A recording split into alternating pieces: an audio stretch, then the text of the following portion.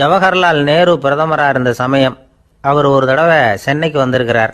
இங்கே சில முக்கிய நிகழ்ச்சிகளில் கலந்துக்கிறதுக்காக வந்திருந்தார். ஆளுநர் மாளிகையில் ஒரு நாள் ராத்திரி தங்கி மறுநாள் புதுடெல்லி புறப்படுறதாக ஏற்பாடு. நிகழ்ச்சியிலெல்லாம் முடிச்சுக்கிட்டு ஆளுநர் மாளிகையில் தங்கி இருக்கிறார். அன்றைக்கு இரவு படிக்கிறதுக்கு ஒரு முக்கியமான புத்தகம் அவருக்கு தேவைப்பட்டது. அந்த சமயத்தில் உலக அளவில் ஒரு முக்கியமான பொருளாதாரம் சம்பந்தமான ஒரு புத்தகம் வெளியாகி இருக்கிற விஷயம் அவருக்கு தெரியும். அந்த புத்தகம் மெட்ராஸுக்கு வந்திருக்குமா, அது இங்கே கிடைக்குமா அப்படின்னு விசாரிச்சிருக்கிறார் நேருஜி. அவர் இப்படி கேட்ட உடனே அங்கே இருந்தவங்கெல்லாம் ரொம்ப பரபரப்பாக செயல்பட ஆரம்பிச்சுட்டாங்க. முக்கியமான இடங்கள்ல எல்லாம் விசாரிச்சிருக்கிறாங்க அந்த புத்தகம் உங்ககிட்ட இருக்கான்னு. சென்னையில் உள்ள கன்னிமாரா நூல் நிலையத்துக்கு எப்படியும் அந்த புத்தகம் வந்திருக்கணும் அப்படின்னு ஒரு நம்பிக்கை. அங்கே விசாரித்தாங்க. அந்த புத்தகம் 2 நாளைக்கு முன்னாடி தான் அங்கே வந்திருக்குது அப்படிங்கிற விஷயம் தெரிஞ்சுது. உடனே எல்லாரும் அங்கே ஓடினாங்க. அவங்களுக்கு இன்னொரு சந்தேகம், புத்தகம் வந்திருக்கு சரி, அது இந்த சமயத்தில் வேற யாரும் படிக்கிறதுக்கு எடுத்துகிட்டு போயிருக்கக்கூடாதே அப்படிங்கிற சந்தேகம் இருந்தாலும் மனசுக்குள்ள ஒரு தைரியம். இப்படி ஒரு புத்தகம் வெளிவந்திருக்கிற விஷயமே நேருஜி சொல்லி தான் நமக்கே தெரியும். அதுவும் இல்லாமல் உலக பொருளாதாரம் சம்பந்தமான ஏதோ ஒரு புத்தகம் அது. அதை போய் இந்த நேரத்தில் அவ்வளவு ஆர்வமாக யார் எடுத்துகிட்டு போயிட போகிறாங்க அப்படிங்கிற தைரியம். இந்த தைரியத்தோடு அந்த நூல் நிலையத்துக்கு ஓடினாங்க. புத்தகத்தை தேடினா அது கிடைக்கல. யாரோ எடுத்துகிட்டு போயிருக்கிறாங்க. நேருவுக்கு மட்டுமே தெரிஞ்சிருந்த அந்த புத்தகம் பற்றின விஷயம் சென்னையில் வேற ஒருத்தருக்கும் தெரிஞ்சிருக்குது. உடனே எல்லாரும் பரபரப்பாக அதுக்குன்னு இருக்கிற ரிஜிஸ்டர் இருக்குல்ல, பதிவேடு, அதை புரட்டி பார்க்குறாங்க யார் எடுத்துகிட்டு போகிறாங்கன்னு தெரிஞ்சுக்கிறதுக்காக. எடுத்துகிட்டு போனவங்க அதில் கையெழுத்து போட்டிருப்பாங்கல்ல, அதை பார்த்து யாருன்னு தெரிஞ்சுக்கலாம் அப்படிங்கிறதுக்காக தான் அதை புரட்டுறாங்க. அதோ அந்த புத்தகத்தோட பேர் பக்கத்தில் அதை எடுத்துக்கிட்டு போனவங்க கையெழுத்து உத்து பார்க்குறாங்க எல்லாரும். அதில் போட்டிருக்குது பேர் CN அண்ணாதுரை அப்படின்னு எழுதியிருந்தது.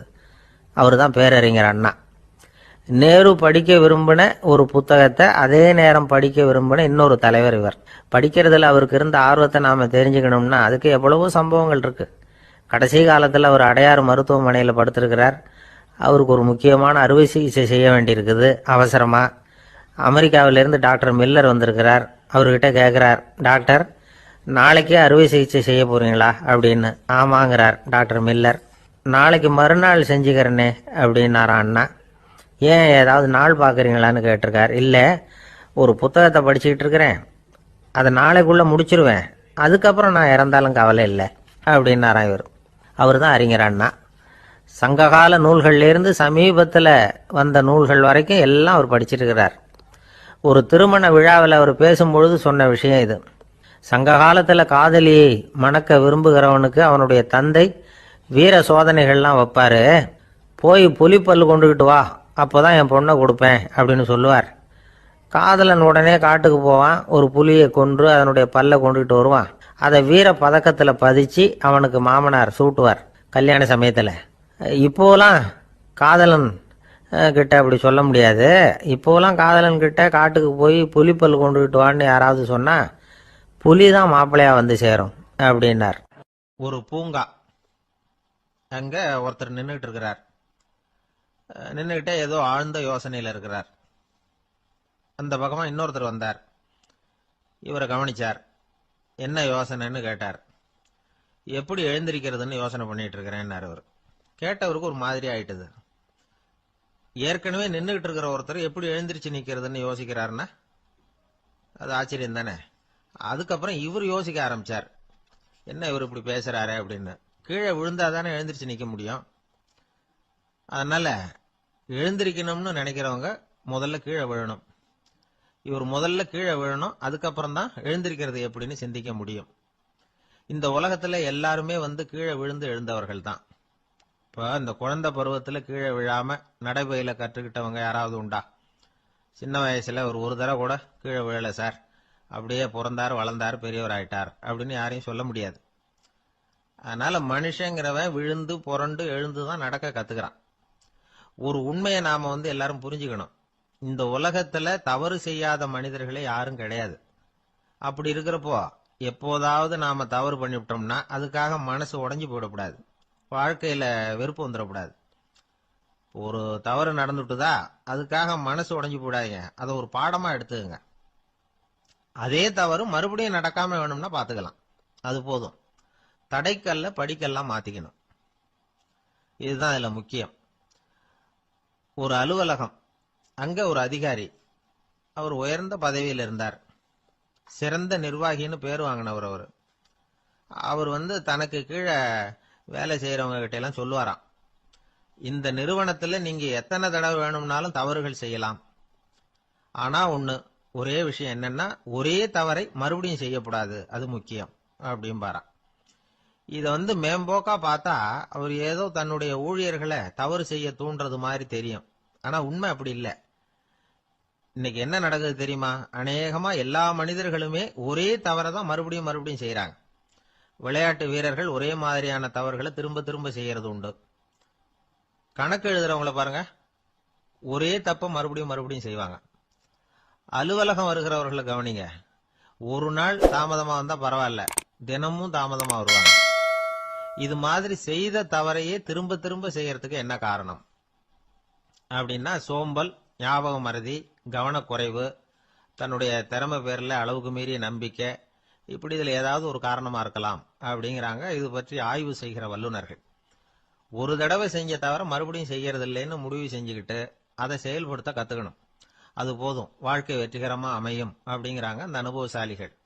அதனால வெற்றிகரமா வாழ்க்கையில நடைபோட விரும்பும் இளைஞர்கள் தவிர்க்க வேண்டியது என்னன்னா, முதல்ல சோம்பலை தவிருங்கள், சுறுசுறுப்பாக இயங்குங்கள் அப்படிங்கறது அவங்க அறிவுரை. ரெண்டாவது ஞாபக மறதி, எந்த செயல்லையும் ஈடுபாடு வேணும், அக்கறை வேணும். மூணாவது கவனக்குறைவு, எதையும் அலட்சியப்படுத்தக்கூடாது. நாலாவது என்னால முடியாதது எதுவுமே கிடையாது அப்படிங்கிற அளவுக்கு மீறிய நம்பிக்கை, அது ஆபத்துல கொண்டு போய் விட்டுரும்.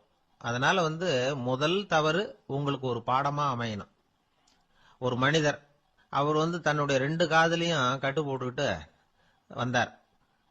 அவருடைய நண்பர் அதை கவனிச்சுட்டார். என்ன சார் ஆச்சு, 2 காதுலையும் கட்டு போட்டிருக்கீங்களே அப்படின்னு விசாரிச்சார். ஒண்ணுமில்ல சார், வீட்டுல ரொம்ப ஆர்வமா டிவியில கிரிக்கெட் மேட்ச் பார்த்துக்கிட்டு இருந்தேன். அப்போ என்னுடைய மனைவி துணிகளுக்கு அயன் பண்ணிட்டு இருந்தாங்க. அயன் பாக்ஸை அப்படியே வச்சுட்டு அடுப்பங்கரைக்கு போயிட்டாங்க. அந்த சமயம் பார்த்து டெலிபோன் பண்ணி அடிச்சுது. அவசரமா ஓடி போய் அதை எடுத்து காதுல வச்சேன். அப்பதான் தெரியும் அது அயன் பாக்ஸுங்கிற விஷயம். சூடா இருந்ததா, சுட்டு விட்டது அப்படின்னார். ஒரு காது சரி சார், 2 காதும் ஏன் அப்படி ஆச்சு அப்படின்னு கேட்டார்.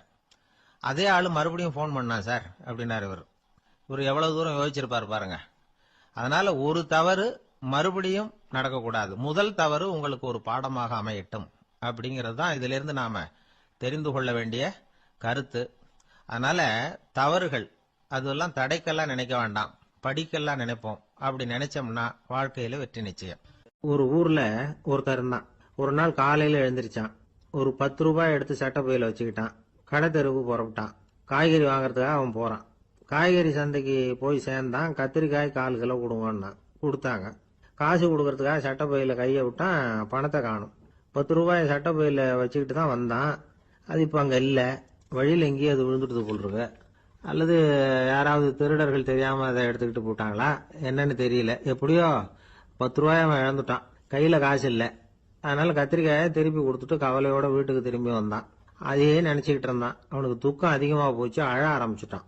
காய்கறிகள் வாங்கிட்டு ஆனந்தமா சமைச்சு சாப்பிடலாம்னு நினைச்சோம், அது முடியாம போச்சேங்கிற கவலை அவனுக்கு. அதனால அதை மறக்கவே முடியல. இது நடந்து கொஞ்ச நாள் ஆச்சு. அதே மனுஷன் இன்னொரு நாள் அதே மாதிரி புறப்பட்டான். பணத்தை எடுத்து பையில வச்சுக்கிட்டான். காய்கறி சந்தையை நோக்கி போய்கிட்டு இருக்கிறான். இப்போ வழியில ஒரு ஏழை பையனை பார்த்தான். தம்பி எங்க போற அப்படின்னு கேட்டான். ஐயா பள்ளிக்கூடத்துக்கு போயிட்டு இருக்கிறேன் அவன். சரி, அதுக்கே எவ்வளவு கவலையோட போயிட்டு இருக்கிற அப்படின்னு விசாரிச்சான் அவன். ஐயா நான் ரொம்ப ஏழை, வீட்டுல வசதி இல்ல, பரீட்சைக்கு பணம் கட்டணும், இன்னைக்கு கடைசி நாள், என்ன செய்யறதுன்னு தெரியலன்னா. இவன் பார்த்தான், தாங்கிட்ட இருக்கிற பணத்தை எடுத்து அந்த பையன்கிட்ட கொடுத்தான். இதை வச்சுக்கோ, உடனே பணத்தை கட்டு, நல்லா படி, பரீட்சை எழுது அப்படின்னு சொல்லிவிட்டு திரும்பி வந்துட்டான்.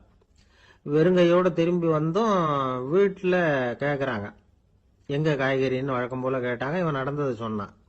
இப்போ வீட்டுல இருந்தவங்க அவங்கிட்ட ஒரு கேள்வி கேட்டாங்க. ஏங்க இதே மாதிரி முன்னாடி ஒரு தடவை காய்கறி வாங்க போய் வெறுங்கையோட திரும்பி வந்தீங்க, இப்பவும் வெறுங்கையோட தான் திரும்பி வந்திருக்கிறீங்க, ஆனா முன்னாடி வந்தப்போ வருத்தமா இருந்தீங்க, இப்போ உங்க முகத்துல வருத்தம் தெரியலையே அப்படின்னு கேட்டிருக்கிறான். அதாவது வீட்டுல இருக்கிறவங்க கேட்டாங்களாம்.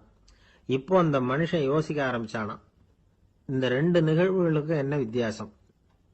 போன தடவை அவன் பணத்தை இழந்தான், இந்த தடவை அவன் பணத்தை இழந்திருக்கிறான். போன தடவை யாரோ திருடிட்டு போயிட்டாங்க, இந்த தடவை அவனாவே ஒரு பையன் பேர்ல இறக்கப்பட்டு எடுத்து கொடுத்துருக்கிறான். அன்னைக்கு பணம் போயிட்டுதேன்னு வருத்தமா இருந்தது, இன்னைக்கு பணம் போனாலும் மனசுக்கு மகிழ்ச்சியா இருக்கு, நிறைவா இருக்கு. கொஞ்சம் யோசிச்சு பாருங்க. பணத்தை இழந்தது மகிழ்ச்சிக்கோ வருத்தத்துக்கோ காரணமா இருக்க முடியாது. அப்படின்னா வேற எது காரணம்? அன்றைக்கு பணத்தை இழந்துட்டேன்னு அழுதான், இன்றைக்கு பணத்தை இழந்தாலும் மகிழ்ச்சியா இருக்கிறான். ஆகவே மகிழ்ச்சிக்கும் துக்கத்துக்கும் இழப்பு காரணம் அல்ல, இழப்பு பற்றிய நம்முடைய அறிவு தான் காரணம் அப்படிங்கிறது பெரியவர்களுடைய கருத்து.